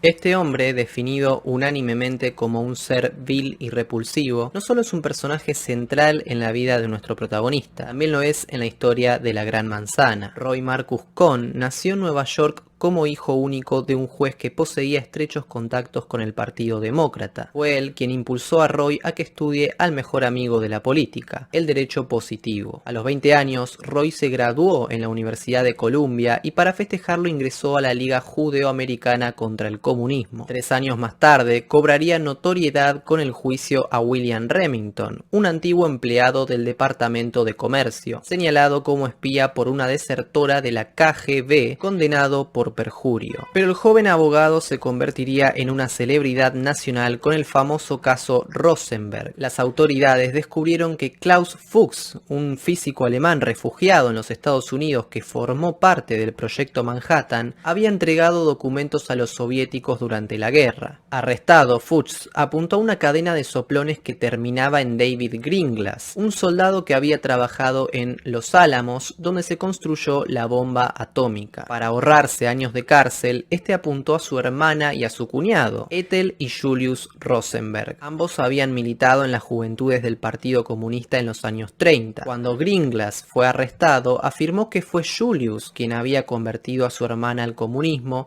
y quien le había dado información peligrosa. El juicio paralizó al país. Una mitad de la sociedad clamaba por las vidas del matrimonio, la otra mitad pedía que se los escarmentara. Pero la fiebre anticomunista llegó al clímax cuando el juez Irving Kaufman condenó a los Rosenberg a la silla eléctrica. El 19 de junio de 1953, Ethel y Julius acabaron siendo electrocutados en la cárcel de Sing Sing. Fue la primera y única vez que se ejecutó a civiles por espionaje en tiempos de paz en los Estados Unidos. En los años posteriores, Kohn sostendría que la silla eléctrica había sido un castigo ejemplar. De hecho, aseguró que fue él quien impulsó la pena capital y se enorgullecía de haber dejado huérfanos a los hijos de la pareja, que tenían 6 y 10 años. Esa osadía le valió el ascenso de su carrera cuando Edgar Hoover, el todopoderoso jefe del FBI, convenció a Joseph McCarthy de que el joven abogado podía ser un buen ladero en su lucha contra la infiltración soviética. Así fue como este abogado severo y sanguinario se convirtió en la mano derecha de McCarthy durante la cacería de brujas. Se sentaba junto a él en las audiencias y se destacó por una agresividad que era aclamada en televisión. El senador y su asistente alimentaron una leyenda urbana de alcance nacional. Al parecer, los soviéticos habían confirmado la homosexualidad reprimida de funcionarios del gobierno yanqui y amenazado con hacer pública su condición si no se convertían en espías. Fue tan impactante la patraña que el mismísimo presidente Dwight Eisenhower firmó uno de los documentos más infames de la historia de su país, la orden ejecutiva que prohibía al gobierno emplear a homosexuales. La ironía de todo esto es que en Washington era un secreto a voces que a Roy le gustaban los hombres. Y si la vida pública de Roy Cohn fue siniestra, mucho más espeluznante lo fue su vida privada. Tiene que ver con el hombre que le dio su estelar ascenso, Edgar Hoover. Nombrado director de la Oficina de Investigación en 1924, Hoover tuvo un papel decisivo en el desarrollo del FBI, donde permaneció como su director hasta su muerte. Para los años 50 ya era sabido por la inteligencia de los Estados Unidos que Hoover era homosexual y gustaba vestirse de mujer. Cohn no perdió el tiempo y luego de seducir a Hoover se involucró en una serie de fiestas orgiásticas que evolucionaron de la peor manera, la pedofilia. El eslabón clave de esto es un tercero en discordia, Lewis Rosenstiel, un millonario judío que fue fundador de Schenley Industries, una empresa estadounidense de licores. Rosenstiel había sido uno de los pioneros en crear la técnica extorsiva de las honey trap, trampas de miel. Básicamente montó una serie de fiestas orgiásticas donde hombres poderosos eran arrastrados a tener sexo con niños, niñas y adolescentes. Luego eran chantajeados con esa evidencia. Todo esto ocurría bajo el visto exclusivo del director del FBI, Edgar Hoover. ¿Por qué? Pues porque Rosenstiel y Hoover eran amantes. Cuando llegó Roy Cohn al corazón de Hoover,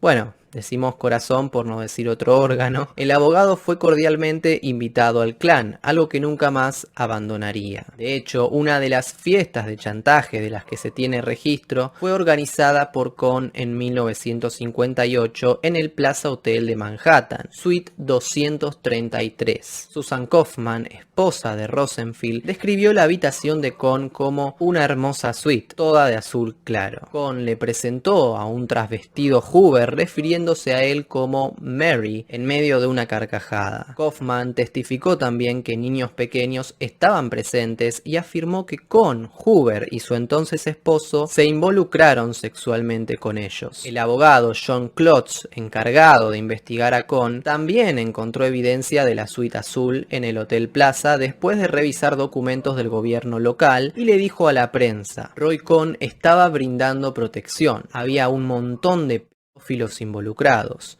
De ahí es de donde Cohn obtuvo su poder, el chantaje. Por si no se entendió, Cohn protegía a los pedófilos, les cumplía sus fantasías e incluso les brindaba impunidad. A cambio, los tenía amenazados con hacer públicos sus secretos y obtenía de ellos todo tipo de beneficios. Para los años 60 era tan poderoso que llegó a representar a los 5 clanes italoamericanos que dominaban el crimen organizado en la costa este: los Genovese, los Bonanno, los Gambino, los Colombo y los Lucchese. Esto le valió a Con enfrentar 6 cargos penales en su contra y siempre salir indemne. Claramente tenía sus recursos. Gracias al chantaje, ahora manejaba una red de jueces, policías corruptos, políticos corruptos y periodistas encubridores que constituían básicamente un servicio personal. De hecho, el método de extorsión evolucionó igual que la tecnología de esos años. Para los 70, Con se alió con Craig Spence, un corresponsal de ABC News que luego se convirtió en cabildero conservador de Washington. Fue uno de los antecesores de Epstein. Había proxenetado niños a la élite del poder en apartamentos con equipos de grabación. Su propia casa tenía cámaras y micrófonos ocultos y tenía incluso un espejo bidireccional secreto. Cuando el Washington Times hizo públicas sus redes perversas, se supo que tenía tantos vínculos poderosos que hasta pudo ingresar con jóvenes a la Casa Blanca a altas horas de la noche durante el mandato de George Bush padre. El propio acusado declaró más tarde que fue el propio presidente quien lo dejó entrar. También confesó pertenecer a la CIA ante las sospechas de que la agencia planeaba matarlo y hacerlo pasar por un suicidio. Dicho y hecho, poco después fue encontrado muerto y la policía lo calificó como un suicidio. Pero bueno, no todo era tétricamente pedófilo entre las amistades de Con. Muchas de sus personas allegadas, de sus contactos, se cultivaron a través de sus frecuentes apariciones en el famoso club nocturno neoyorquino Studio 54, que Vanity Fair describió como el vertiginoso epicentro del hedonismo. Una disco de gente hermosa, cocaína sin descanso y todo tipo de sexo. Con fue el abogado durante mucho tiempo de los propietarios del lugar. Era tal su influencia que logró que muchos de sus clientes y de sus amigos fueran nombrados jueces federales, incluida la hermana de Donald, Marion Trump Berry. Consta en los registros del FBI que Donald llamó a Con para agradecerle el favor. Y no era un dato menor. Cuando Donald se instaló en Upper East Side, se volvió un asiduo asistente a las noches desenfrenadas en Studio 54. En su libro Trump Nation, Donald describe cómo era el aspecto de esas veladas surrealistas. Vi cosas que sucedían allí que hasta el día de hoy nunca he vuelto a ver. 7 supermodelos teniendo sexo al mismo tiempo con un chico diferente en una sola habitación. Mientras contemplaban una de esas monumentales orgías, Trump le comentó a Roy Cohn su caso personal. También le fue, bajo su tutela, que Cohn le realizó una contrademanda al gobierno de los Estados Unidos, iniciando una ardua batalla legal que acabaría en una suerte de amnistía. El joven empresario se comprometió a permitir a solicitantes de cualquier etnia que accedan a los apartamentos de Trump Management, aunque nunca admitió el delito original. De hecho, el delito ni siquiera pudo ser probado a los ojos del juez porque Cohn logró anular la validez de 7 operativos encubiertos de la policía. Desde entonces, Roy se convirtió en un hombre clave para Trump. Era su amuleto de la suerte, o mejor dicho, de la impunidad. Si Donald tenía un problema legal, bastaba con mostrar la fotografía de Cohn y amedrentar a cualquiera. Socios, clientes, políticos, cualquiera que se le pusiera enfrente.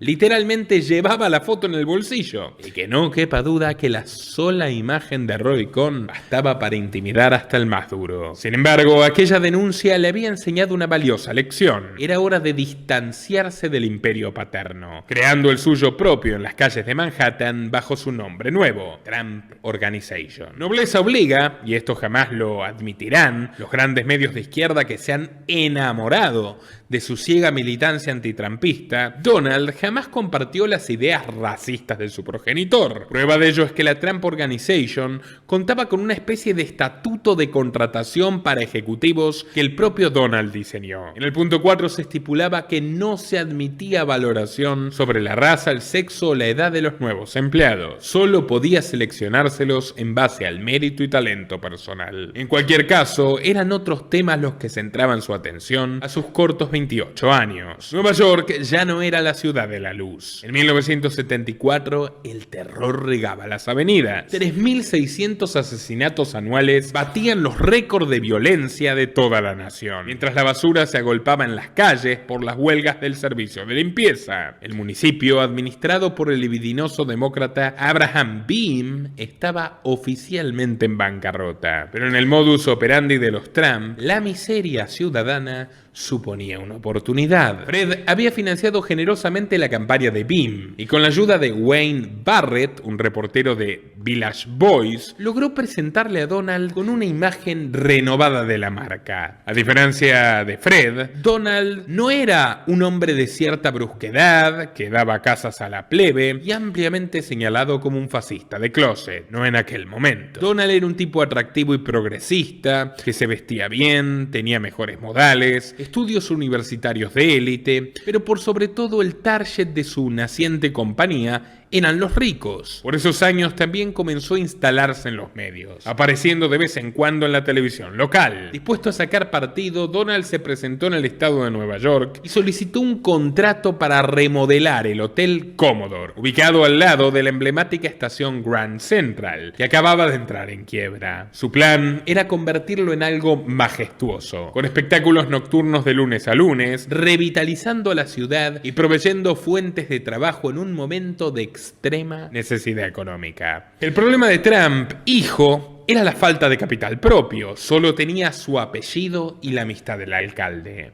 Donald le exigió a Beame $70 millones.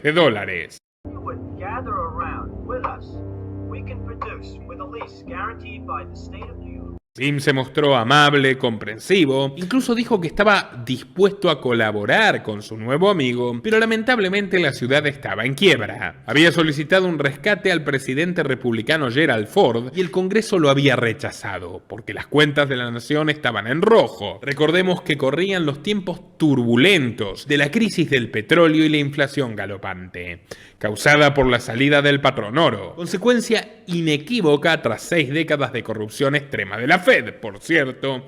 Video muy recomendado el que le dediqué a los orígenes de la Reserva Federal, el banco central más poderoso del mundo, la fábrica de dólares, la joya imperial de JP Morgan y Rockefeller, vinculada al hundimiento del Titanic, la revolución rusa y el auge de los nazis. Estará al final de este para que puedan verlo. El caso es que, frustrado y a regañadientes por la negativa del alcalde, Donald cambió de estrategia y a través del inefable abogado Cohn empezó a buscar algo todavía más jugoso: remodelar el Commodore a cambio de una exención impositiva de 40 años, equivalente a ahorrarse $160 millones de la época, es decir, casi $600 millones de la actualidad. Algo que no condenamos moralmente porque, bueno, en lugar de hacer negocio con dinero robado de los contribuyentes, que es lo que Trump quería en primera instancia, eligió un camino más honesto: evitar que le roben a él. Lo que sí es bastante polémico es cómo lo consiguió, porque detrás de la densa trama del Commodore estaba un viejo conocido, Jeffrey Epstein. Juan Pablo, por favor, contanos cómo se volvieron amigos estos dos pajaritos. La relación entre los muchachos había reflorecido años atrás, cuando Trump estudiaba en Wharton. Por entonces, un chef muy disgustado de 16 años se fugó del bus escolar y visitó a Donald para proponerle una alianza, conspirar contra sus respectivos padres y quedarse con el negocio. En aquella ocasión, Donald le dijo cordialmente: «Chef, ahora eres todo un hombre, nunca imaginé que dejarías de ser un nerd repelente». Pero lo disuadió de conspirar contra sus mayores y en su lugar le aconsejó que aprovechara su inteligencia y estudiara finanzas, siguiendo su propio ejemplo. Aquella visita le salió cara a Jeffrey. Al cumplir 18 años fue expulsado de su casa por un padre enfurecido y Jeff procuró jamás volver a verlo. Trump no volvería a ver a Epstein hasta 1974, cuando el más joven empezó a trabajar como profesor de física y matemáticas en la Dalton School, en el Upper East Side. Sí, el mismo barrio de Donald. Lo gracioso es que Jeffrey no era profesor, no había terminado ninguna carrera universitaria, aunque sus extraordinarios dotes de simulación hicieran que todo el mundo le creyera cuando actuaba con sus credenciales. Uno que fue seducido por sus encantos fue Alan Greenberg. director del banco de inversión Bear Stearns y amigo cercano de Roy Cohn. La hija de Greenberg, Lynne Coppel, iba a Dalton School y cuando en junio de 1976 Epstein fue despedido de la escucha por desempeño deficiente y serias sospechas de estar detrás de muchas menores de la institución, Greenberg le ofreció un trabajo en Bear Stearns. En apenas 3 semanas, Jeffrey demostró una habilidad formidable para jugar en bolsa, ganando $140.000. Pronto, Greenberg y Epstein se hicieron culo y calzón. Almorzaban juntos todas las semanas y discutían temas como esoterismo, eventos paranormales y física cuántica. Allí, Jeffrey se obsesionó con la secretaria chino-japonesa de Greenberg, Jia Mei, al parecer nacida de la violación de una mujer china por parte de un soldado nipón durante la Segunda Guerra Mundial. En su depravada mente, aquella historia lo fascinaba, sumado a que, como muchas mujeres orientales, Jia parecía una niña de 13, aunque tuviera 21 o 22. Fue de la mano de Jia, cuando al fin la tuvo en sus brazos, que Jeffrey empezó a ser Jeffrey. Es decir, un psicópata que seducía a la élite con los favores de pequeñas muchachas. Junto a Jia organizó una serie de fiestas orgiásticas que emulaban las bacanales romanas y donde pasaron célebres estrellas del espectáculo como Alec Baldwin y Woody Allen. De hecho, este último se inspiró en la vida de Jeffrey para su célebre película Manhattan, donde un guionista televisivo tiene una relación con una joven de 16 años, Tracy, que estudia, oh casualidad, en Dalton. El caso es que Jeffrey convocó a su viejo amigo Donald Trump, y esas veladas coincidieron con los esfuerzos de Donald por obtener esas benditas exenciones de impuestos y adueñarse del Hotel Commodore. La influencia de su abogado Cohn era incisiva, pero faltaba desbloquear detalles y Trump tenía la salida encarnada frente a él, Jeffrey y la banca Bear Stearns. A través de la empresa, Jeffrey había desarrollado contactos con clientes del Congreso Judío Mundial, una de las mayores organizaciones judías del mundo, una red de lobby internacional clave para financiar la matanza de palestinos. Aquel vínculo le otorgó a Jeffrey 2 importantes activos. El primero, relaciones con funcionarios y legisladores del Estado. El segundo, conocer al padre de las fiestas de chantaje, el verdadero antecesor de Epstein, Lewis Rosenstiel, quien ya estaba al borde de la muerte. En otras palabras, Jeffrey tenía acceso al capital y a la materia prima. Haciendo gala de su poder de fuego, los funcionarios de BIM que se resistían a complacer a Trump cedieron y la exención tributaria de 40 años se hizo realidad. En 1976 comenzó la reconstrucción del Hotel Commodore. También fue el nacimiento de una nueva imagen de Donald Trump, que se presentaba ante los neoyorquinos como un extraordinario vendedor, y de su boca empezaron a brotar sus características exageraciones discursivas. Fantástico, insuperable, terrorífico, súper genial, el mejor hotel de Estados Unidos y el mundo, y otras a las que él mismo rotularía bajo el género de, cita literal, hipérbole realista. Todo un encantador de serpientes. A principios del 77, Donald se casó con su primera esposa, Ivana Mary Sejnikova. Nacida el 20 de febrero de 1949 en Checoslovaquia, Ivana había sido una actriz infantil de relativo éxito en películas checas. También era una atleta formidable y formó parte del equipo nacional de esquí olímpico en 1972. Aquella experiencia por el mundo la convenció de huir del régimen comunista, aunque para evitar problemas con las autoridades, se casó con el esquiador austríaco Alfred Winkelmer, que le propició un pasaporte extranjero. El matrimonio duró apenas unos meses, pero ella conservó el pasaporte y en el 73 emigró a Canadá para seguir una carrera como modelo, y luego se estableció en Nueva York para trabajar en la industria de la moda. En el verano del 76, Ivana asistió a una fiesta en el elegante Maxwell Plum de New York. Al otro lado del salón, Donald Trump no le quitaba los ojos de encima. Trump envió una ronda de bebidas a su mesa. Ella sonrió, visiblemente nerviosa, pero cuando Donald pudo ver mejor, se llevó la desagradable sorpresa de que la señorita no estaba sola. Un apuesto joven de acento italiano aferraba su mano debajo de la mesa. Los comensales le decían Paolo. En la pista de baile, Donald se acercó y le preguntó a la chica quién era Paolo. Ana le dijo, mi novio. ¡Sensacional! Solo quería asegurarme de que no era competencia, dijo Donald con gracia. Y vaya que no lo lo fue.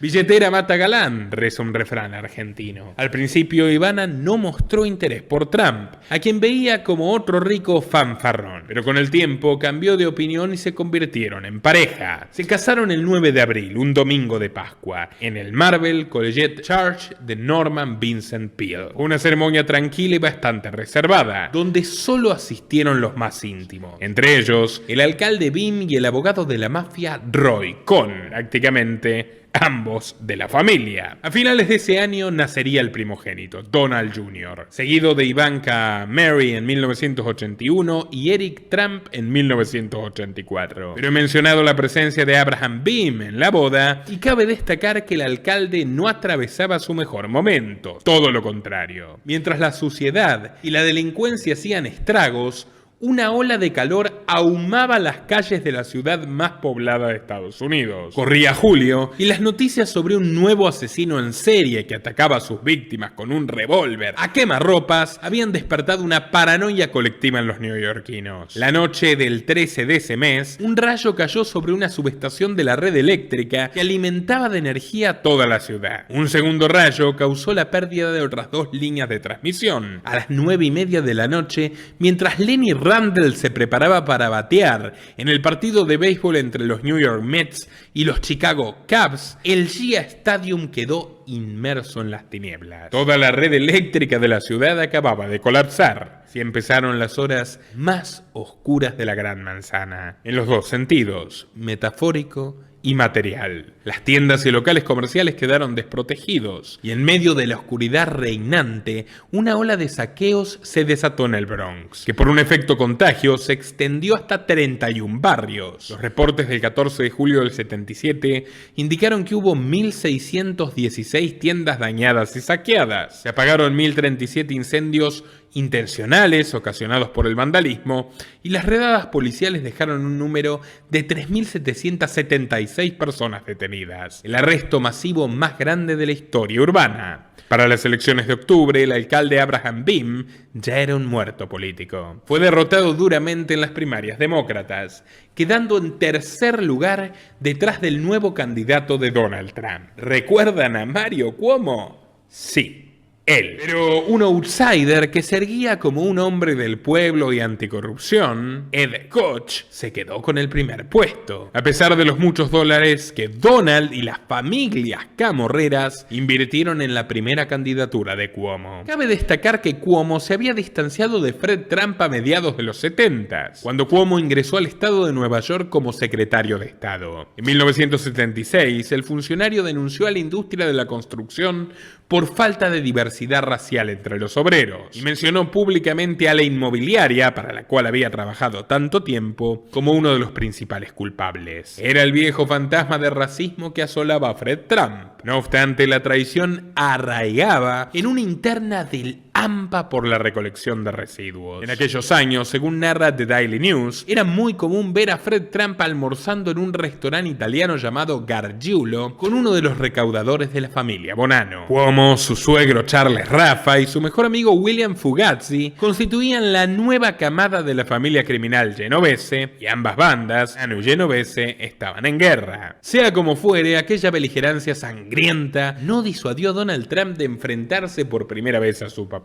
Y en una maniobra coordinada con Jeffrey, que ya se destacaba como broker de acciones en Wall Street, consiguió financiar generosamente la segunda carrera de Cuomo, esta vez insertado como compañero de fórmula de Hugh Carey en 1978. Y tuvieron éxito. Trump y Epstein consiguieron colocarlo como vicegobernador del estado. Era el inicio de una relación de amores y odios con los Cuomo que persevera hasta el día de hoy. Pero tiempo al tiempo. Para el 79, la Trump Organization estaba de fiesta. Tras 2 años de trabajo, fue reabierto el Hotel Commodore con el nuevo nombre de Grand Hyatt. La ciudad estaba fascinada. Era una torre de cristal reluciente con 1.400 habitaciones que se alquilaban hasta $1.100 la noche, 4.600 a nivel actual. Sin embargo, la fiesta duró poco.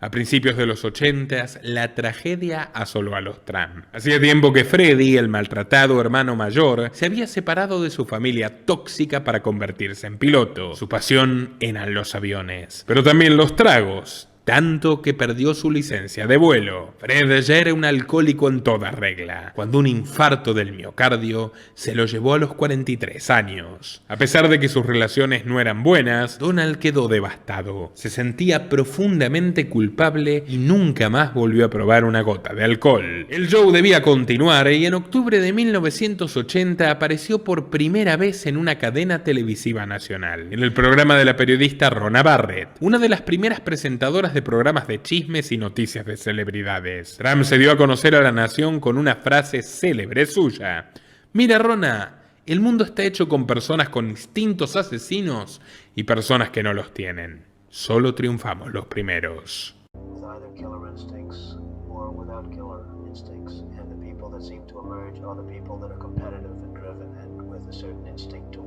También aludió a un principio masónico por excelencia: mente sobre materia.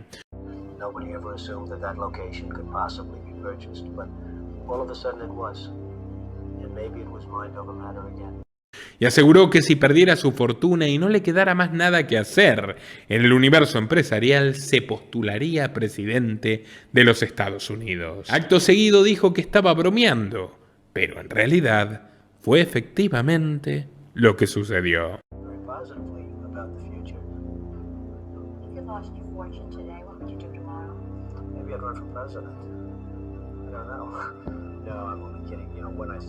El momento más glorioso de la velada fue cuando Trump se ufanó de haber comprado la mejor propiedad del mundo, su preciada esquina Tiffany entre la Quinta Avenida y la calle 57, y sostuvo que en el contrato había hecho figurar que compraba el espacio aéreo hasta el espacio exterior, lo cual es imposible, puesto que la ley gubernamental se reserva el monopolio del cielo. Pero la frase de Trump era una inteligente publicidad para la mayor apuesta de su carrera, The Trump Tower, un proyecto que contemplaba 58 pisos de apartamentos, tiendas minoristas y un elegante atrio con mármol y cascadas artificiales. La construcción empezó en 1980 de la mano de la ambiciosa arquitecta Bárbara Ress, una de las muchísimas mujeres que trabajaron con él. Ed, que era su prestamista de última instancia y revoloteaba constante por sus proyectos, le impugnaba tener trabajando un equipo multirracial y se agarraba los pocos pelos que le quedaban en la cabeza cada vez que lo veía analizando planes junto a una señorita.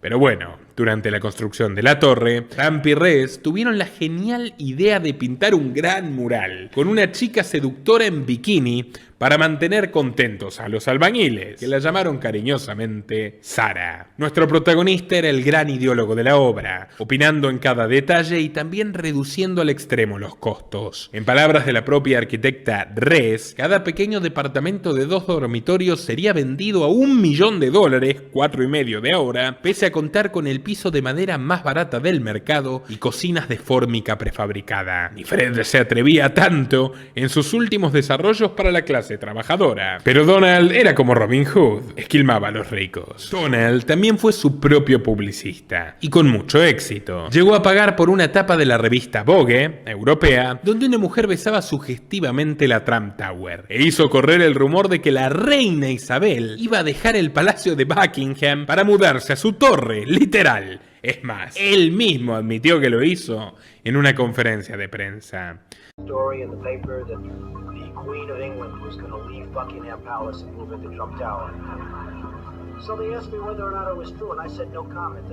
Sin embargo, la obra no estuvo exenta de polémicas. A finales de los 70s y principios de los 80s, la mayoría de los rascacielos se construían con acero. Pero para ahorrar dinero, Trump optó por construir con hormigón premezclado. Lo interesante es la puerta que tuvo que ir a tocar para conseguir ese material. Según el libro The Making of Donald Trump del periodista David K. Johnston, Trump obtuvo grandes cantidades de cemento barato a una compañía controlada por Anthony el Gordo Salerno, jefe de la familia genovese, y por Paul Castellano, del clan Gambino. Ambos eran representados por el mítico Roy Cohn. ¿Quién más? Según un ex empleado de Cohn, Trump y Salerno se conocieron en persona en la casa del letrado. Trump siempre ha negado aquella reunión, pero Salerno fue acusado más tarde de extorsión por un acuerdo de $8 millones, donde la hormigonera se utilizaría en la Trump Tower de Manhattan a cambio de concesiones de los sindicatos. En los 70s y 80s, las familias mafias de la Cosa Nostra italiana controlaban todos los sindicatos vinculados a demoliciones y albañilería de Nueva York, y no eran particularmente buenos representando a los afiliados. Pronto salió a la luz que 200 inmigrantes indocumentados de Polonia habían trabajado en la demolición previa que encargó Donald. Fueron pagados por debajo del salario mínimo, se les negó cobertura médica y fueron amenazados con deportación si se quejaban. Las disputas legales duraron 15 años y la respuesta de Trump fue que rara vez visitaba el sitio de demolición y que un subcontratista había sido responsable de esos trabajadores. Y es verdad, pero ¿saben quién era el subcontratista elegido por Donald? Gaetano Fidanzati, prófugo de la justicia italiana, al que se lo acusaba de 97 delitos, incluyendo 6 homicidios, y entre estos el más abominable: ordenar el asesinato de una adolescente de 14 años de edad, a la que luego colgaron de sus intestinos en el portón de la casa de su novio como vendetta. Cuando llegó la orden de extradición al juzgado neoyorquino, Fidanzati abandonó la obra para continuar con su vida y terminó viviendo largos años en la Argentina. Pero no nos vayamos por las ramas. El caso es que en 1983 llegó el gran día.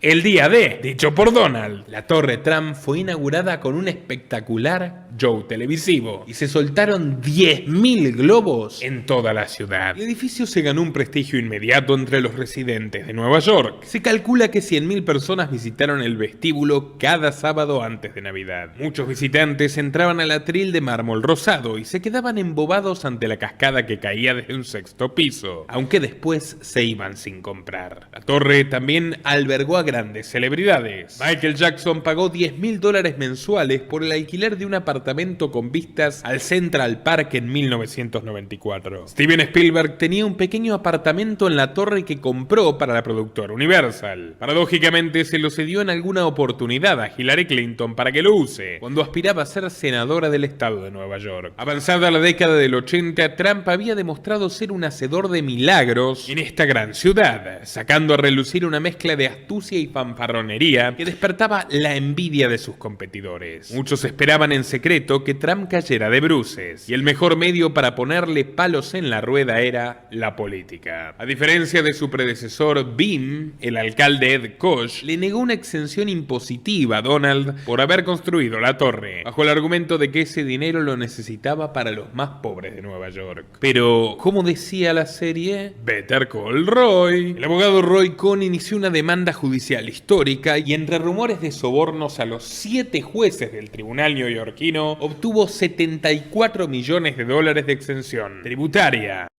I've been his lawyer since he was 23 years old. He can't stand losing. Everyone told Donald not to do it. He didn't stand a prayer.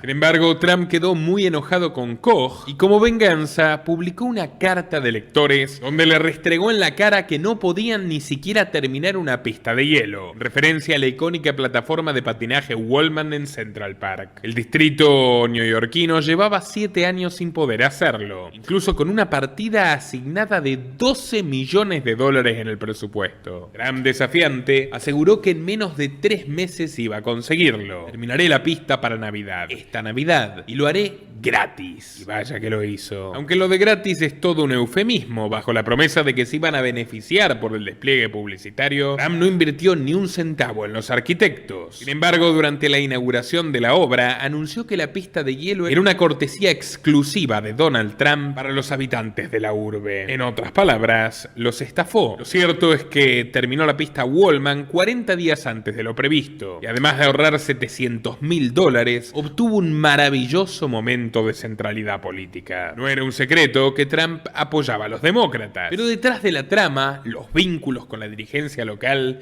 eran cada vez más íntimos, especialmente con Mario Cuomo. Juan Pablo, todo tuyo.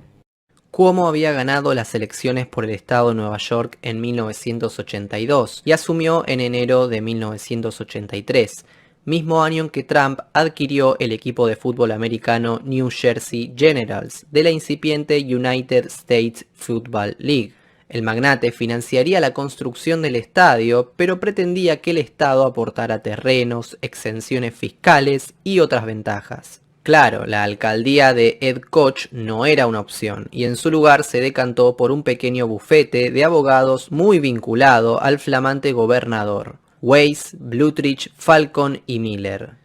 Después de conocer a Lucille Falcón en una recaudación de fondos de Cuomo, Trump preguntó al funcionario del Estado Bill Stern, director de la Urban Development Corporation, qué le parecía el fichaje. Stern, que temía que el gobierno de su jefe se plagara de lobistas, le dijo: "No recomiendo bufetes de abogados, pero Lucille Falcón es una buena persona y una excelente abogada". Vamos, Falcón no solo era socia del bufete, sino que era la novia del hijo del gobernador de 25 años, Andrew Cuomo. Sí, el mismo que fue gobernador de Nueva York durante la sopa china y que le hizo la vida imposible a Trump. En ese entonces todo era muy distinto. Cuestión que 45 minutos después de la conversación de Stern con Trump, Andrew llamó al funcionario. Dijo que estaba al tanto de una llamada de Trump y preguntó a Stern qué le había dicho. Cuando Stern le dijo que había elogiado la capacidad jurídica de Lucille, Andrew no pudo contener la emoción, le dio las gracias y le dijo: "Te respeto mucho". Andrew ingresaría al bufete como socio en 1985 y, según comentó Sten a The Post, se convirtió básicamente en un proveedor de Trump. Curiosamente, la misma relación que décadas atrás había unido a sus padres. Prueba de ello es la correspondencia entre Donald y Mario Cuomo en la década de 1980. "No tienes mayor admirador que yo", le dijo al anciano gobernador en 1986 en una carta conservada en los archivos estatales. "Eres amable con nosotros, los viejos, o al menos con la mayoría de nosotros. Sigue adelante", dijo a su vez Cuomo en una nota manuscrita a Trump en 1988, después de que el magnate lo hubiera felicitado públicamente por su segunda reelección. Todo era color de rosas entre el empresario y el político, aunque al igual que la flor, los tallos con espinas se escondían en lo profundo. Pero ya llegaremos a ello. El caso es que el proyecto donde había nacido todo, el equipo de fútbol New Jersey Generals, no solo no tendría estadio, sino que se declaró en quiebra en 1986. Pero para ese entonces, Donald ya estaba de lleno en lo que fue la apuesta más riesgosa de sus negocios.